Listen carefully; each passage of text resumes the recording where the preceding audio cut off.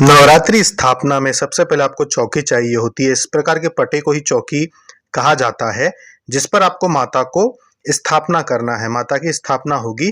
ऐसा पटा आप एक चौकी ले लें, उसके ऊपर एक आपको कपड़ा बिछाना होगा। यहाँ पर हमने बहुत बड़ा पटा बिछाया है, इसलिए हमको क्योंकि इसमें सामान नहीं आ पाता है पूरी तरीके से, जो हम सामग्रियाँ रखते हैं, इसलिए बहुत बड़ा पटा लिया है।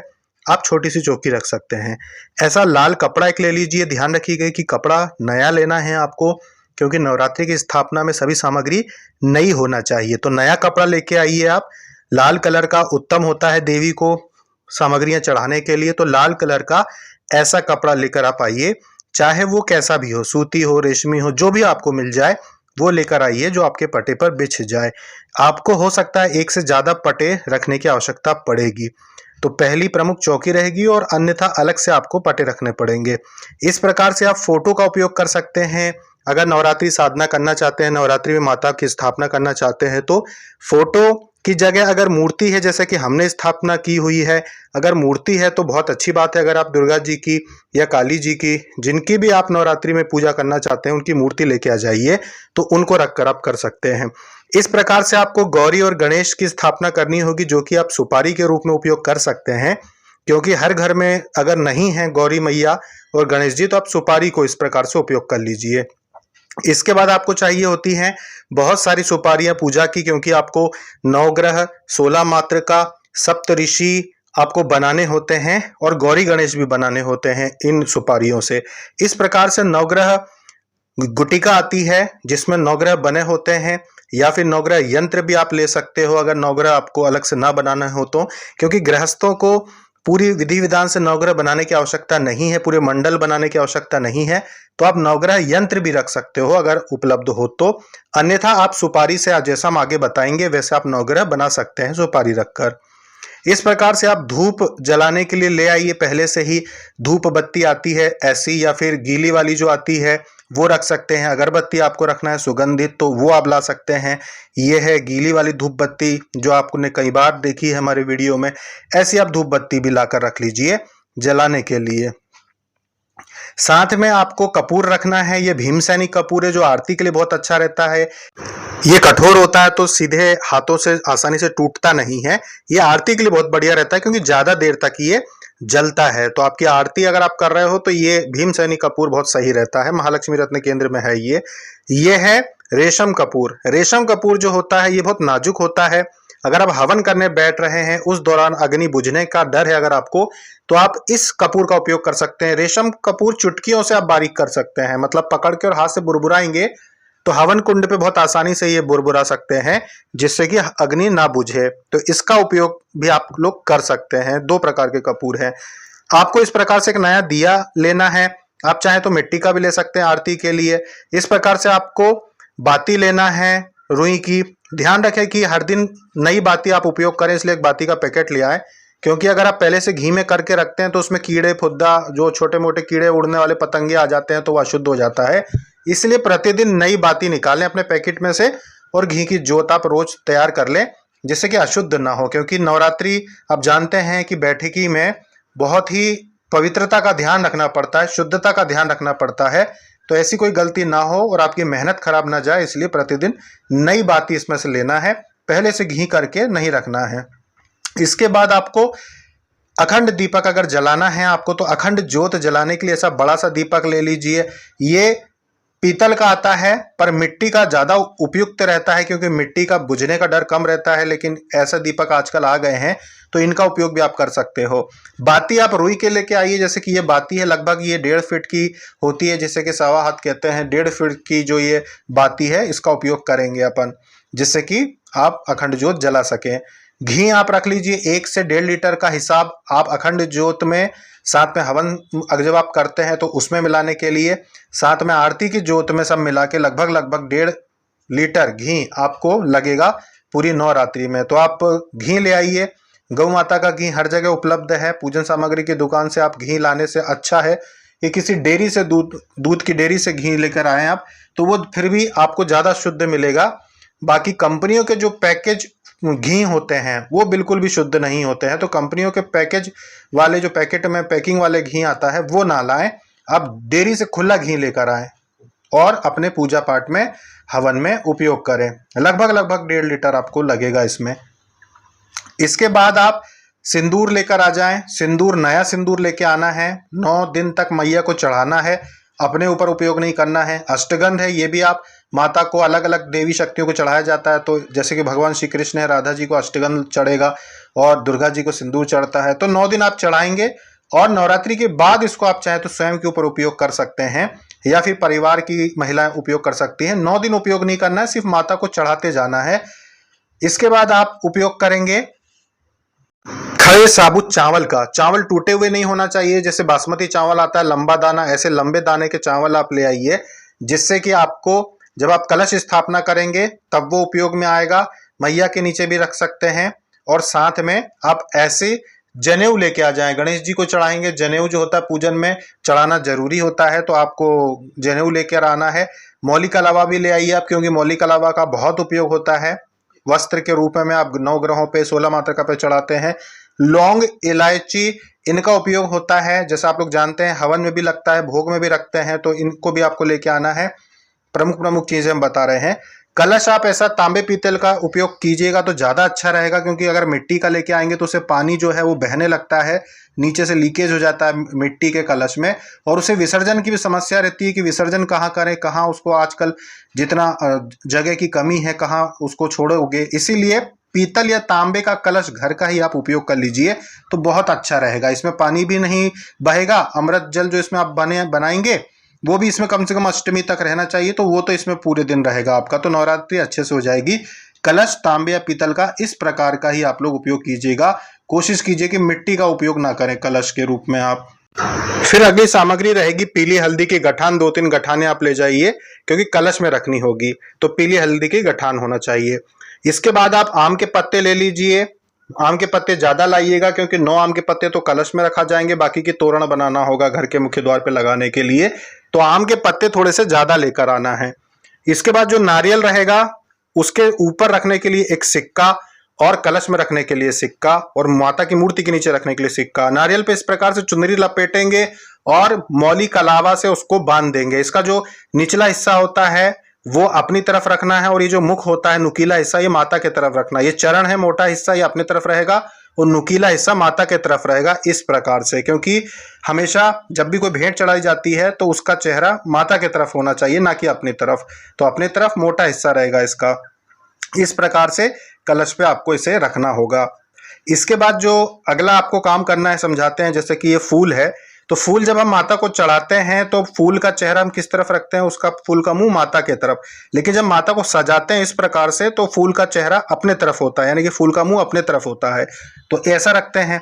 तो जब माता को चढ़ाते हैं तो माता के तरफ उसका चेहरा होता है। बस ऐसी नारियल में करना है कि नारियल का ये नुकीला हिस्सा मुंह कहलाता है, ये माता के तरफ रहेगा, और निचला हिस्सा जो चरण कहलाता है वो अपनी तरफ रहेगा। इस बात का ध्यान रखना है। इस प्रकार से आप नारियल को रखेंगे, नुकीला और मोटा हिस्से का ध्यान रखना है आपको। और ध्यान रखें कि अगली जो सामग्री रहेगी वो रहेगी आपकी श्रृंगार का पैकेट। श्रृंगार का पैकेट अच्छा लाइएगा, जिससे कि आप उसे बाद में उपयोग कर सकें या किसी सुहागन को घर में ही दे सके, अपनी सास को या किसी अन्य स्त्री को उपयोग करने के लिए। नवरात्रि के बाद 9 दिन तो ये, जैसे अष्टमी के दिन आपने अगर चढ़ाई पूरी सामग्री, जैसे कि साड़ी, श्रृंगार, ये सब जो सामग्री होती है ये अष्टमी के दिन चढ़ती है, तो फिर बाद में आप उपयोग कर सकते हैं। इसके बाद आपको नवरत्न और पंचरत्न लेके आने हैं। ये पंचरत्न जो होते हैं, पंचरत्न जो है ये कलश में जाएंगे, इन्हें कलश के अंदर रखना होता है, अमृत जल के अंदर। और जो 9 रत्न होते हैं वो माता को चढ़ाने होते हैं प्रसन्नता के लिए। इसमें इस डिब्बी में 9 रत्न हैं जो कि आपको माता को चढ़ाने हैं। तो इस प्रकार से ये भी आपको आसानी से मिल जाते हैं, तो इनका उपयोग करें। और ना मिले तो कोई बात नहीं, नहीं है तो चावल उसमें आप उपयोग कर लीजिएगा। साथ में गेहूं है और जौ है। गेहूं या जौ कोई भी एक का उपयोग किया जाता है, या दोनों का मिक्स करके आप एक रात पहले गला दीजिए। 21 तारीख को यानी रात में गला दो, और 22 तारीख को सुबह मिट्टी में जब आप जवारे लगाएंगे तो फिर इसको आप लगा दीजिए। रात में भिगोए हुए रहते हैं तो ये 100% उग जाते हैं, फिर आपको ये नहीं रहेगा कि जवारे नहीं उगे। इस प्रकार से आप कंडों का उपयोग कीजिएगा, कंडे ले आइएगा प्रतिदिन, क्योंकि नवरात्रि में 9 दिन भोग लगेंगे और अंतिम दिन फिर आपको हवन करना होगा। आप हवन सामग्री जो है महालक्ष्मी रत्न केंद्र से बुलवा सकते हैं, जैसे कि आप लोगों में से बहुत सारे साधक साधिकाओं ने पहले बुलवा लिए हो, या फिर आप बाजार से ऐसी हवन सामग्री ला सकते हो। लकड़ी ला के रख दीजिए, क्योंकि बीच नवरात्रि में फिर समय नहीं मिलता जाने का। तो लकड़ी, हवन सामग्री, ये सारी चीज़ें पहले से आप रखिए हवन करने के लिए। साथ में आप लोग यहाँ पर नवग्रह बनाने के लिए अगर हमारी विधि से बनाते हो तो फिर खड़ी मूंग ले आइए। अलग अलग रंगों की आवश्यकता पड़ती है। काली उड़द या काली तिल जो भी आपको मिल जाए वो हम ले लेंगे। चावल तो ले ही लिए हैं, साथ में ये काली तिल है जो हमने ली है। हरा नींबू भी आपको रखना है, त्रिशूल अगर है तो उसके ऊपर लगाने के लिए। साथ में आपको जो दूसरे चीज़ें होती है जैसे कि लौंग, इलायची हमने आपको बताई दी हैं, ये वही चीज़ें हैं। बताशा है, बताशा भी आपको उपयोग करना है माता को भोग लगाने के लिए। ये कुशा की अंगूठी है जो हाथों में पहनते हैं माता को भोग लगाते समय, ये वो है। साथ में जो सामग्रियां हैं बहुत सारी, जैसे आप देख रहे हैं एक एक करके। और फूल, फल, जो अभी मौसम के फल होते हैं वो आप नवरात्रि में उपयोग कीजिए। जो नए फल आए हों अभी मौसम के, उनका उपयोग कर सकते हो आप, जो भी आपको उपलब्ध हो। उपलब्धता के हिसाब से तैयारी करना है, जो ना मिल पाए कोई बात नहीं। मसूर का उपयोग किया गया है हमको, जो कि जब नवग्रह बनाते हैं तो उसमें सूर्य के स्थान में केसरी रंग की आवश्यकता होती है, इसलिए हमने मसूर का उपयोग किया है।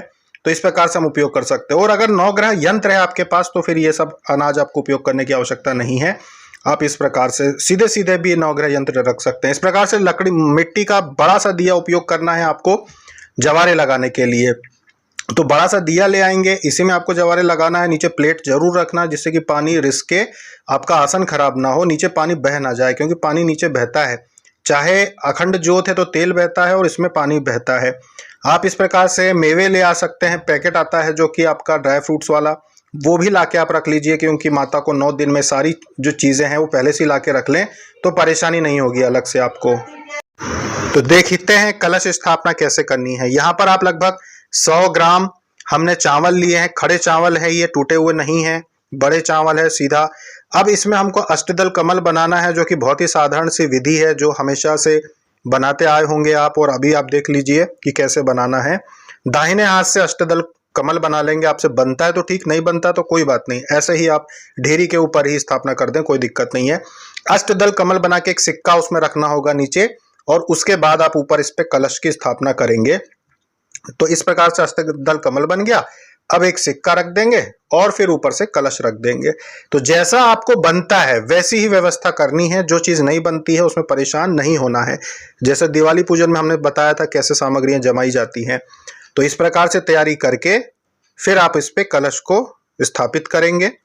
कलश जैसा कि हमने बताया है आप पीतल या तांबे का उपयोग करें।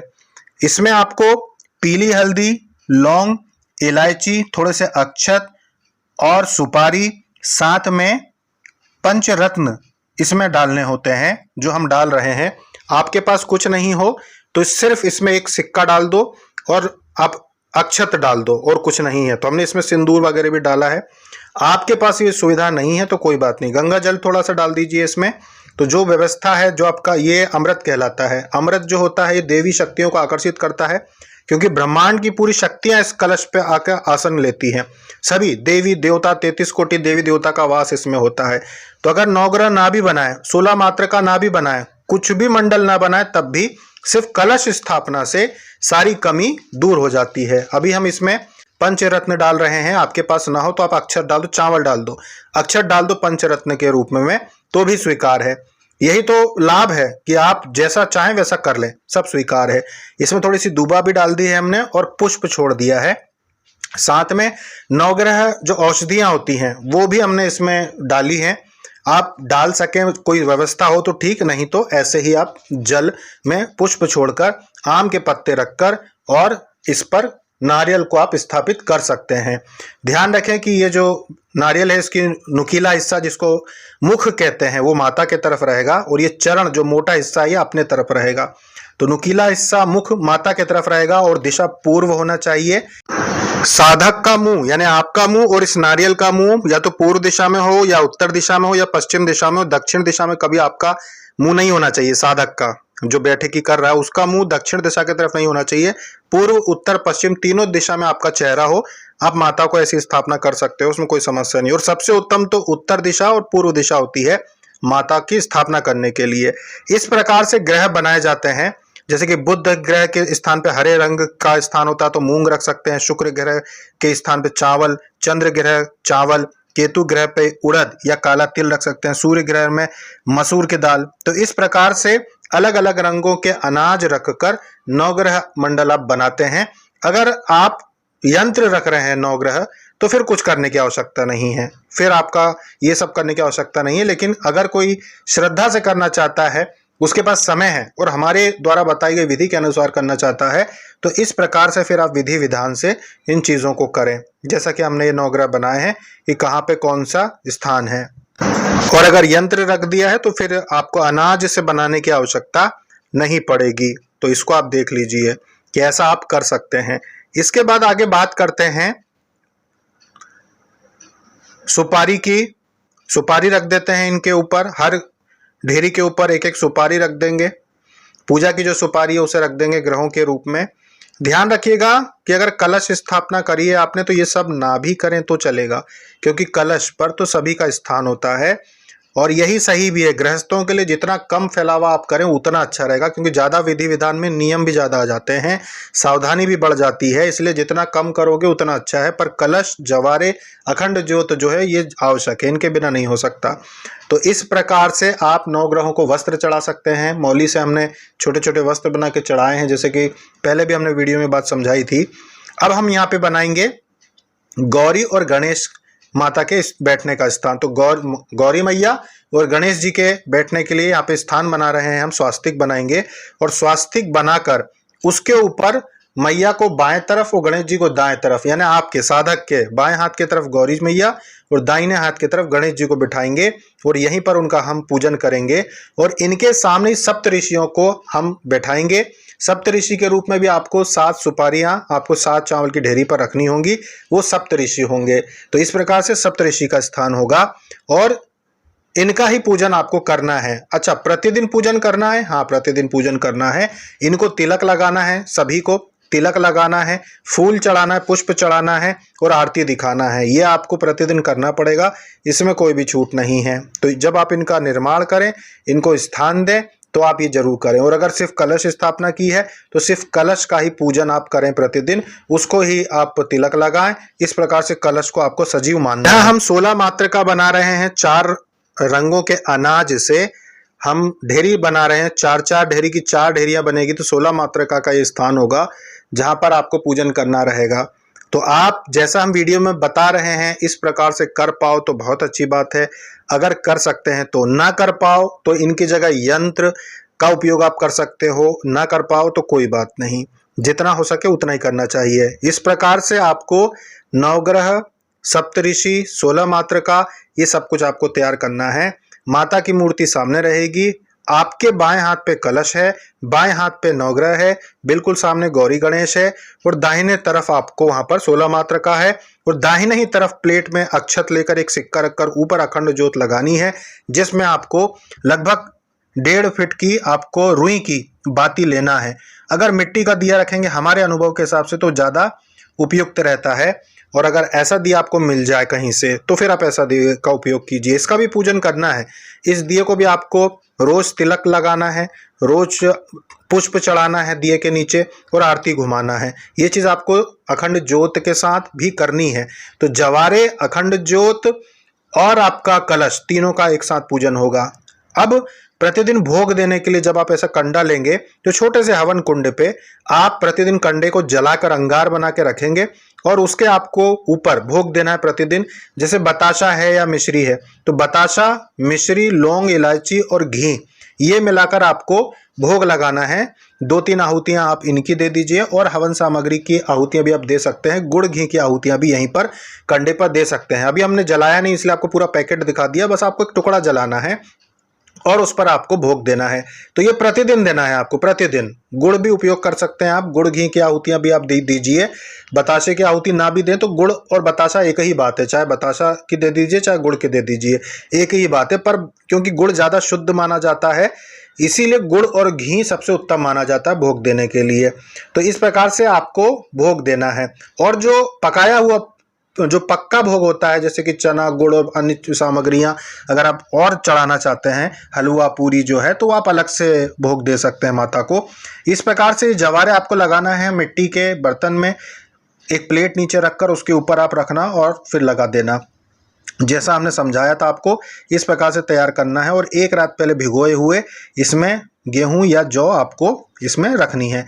अब जो आप फूल चढ़ाएंगे वहीं पे माता के पास ही फल फूल जो भी सामग्री है आप चढ़ाना चाहते हैं श्रद्धा से, वो प्रतिदिन आप यहाँ पे चढ़ा सकते हैं और कन्याओं में बांट भी सकते हैं। जैसे आज के चढ़ाए हुए कल आप कन्या को बांट सकते हैं। प्रतिदिन फल एक भी अगर मिल जाए आपको तो बहुत है, जरूरी नहीं कि हर दिन आप बहुत सारे फल लेकर आए।